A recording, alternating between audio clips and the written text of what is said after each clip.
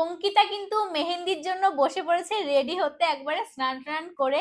এতক্ষণ পর ও আসলো শ্বশুর বাড়িতে, বলছে যে না আসবে না আসবে না, কিন্তু এসছে। তাহলে কার বাড়ি এটা? শ্বশুরের বাড়ি, শ্বশুর বাড়ি তাহলে শ্বশুর বাড়ি তো হয় না, আলাদা তো আলাদা। হ্যাঁ মানে শ্বশুরের বাড়ি। ও মাই গড, ও ভাবছে যে কি বলে ফেললো। যাই হোক, ও কিন্তু বসে পড়েছে মেহেন্দির জন্য রেডি হতে।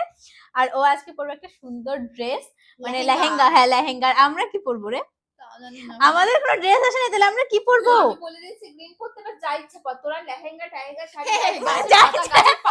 হ্যাঁ কলা গাছে কলা পাতা জড়িয়ে রে, শুভ অনুষ্ঠান, শুভ অনুষ্ঠানতে কলা পাতা জড়িয়ে ভাবছি রেডি হব। আর আমরা মানে কোনো টাইম পাইনি, আমি দেখো আইব্রো করিনি, মানে এতটা আমার পুরো অবস্থা খারাপ, মুখটা একদম বন মানুষের মতন লাগছে। না ওটা তো বোঝা যাচ্ছে না, বাট আমাদেরটা বোঝা যায়।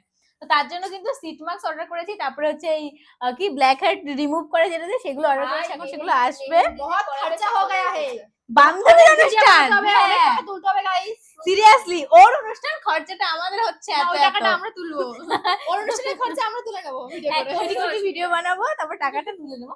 তো যাই হোক, টাকা ডিভাইড করে নেবো। হ্যাঁ হ্যাঁ হাফ হাফ করে। তো এখন আমরা রেডি হবো, আগে মানে ওগুলো আসবে, তো ওগুলো ইউজ করার পর স্নান করে তারপর ড্রেস পরে রেডি হবো। আর আজকে আমরা মেহেন্দিতে কোন ড্রেস পরতে চলেছি সেটা অবশ্যই তোমাদের সাথে শেয়ার করবো, একটু পরে তোমাদেরকে দেখাচ্ছি সেটা কি পরতে চলেছি। রেডি হও ঝট করে রেডি হও সুন্দর একটা লুকে।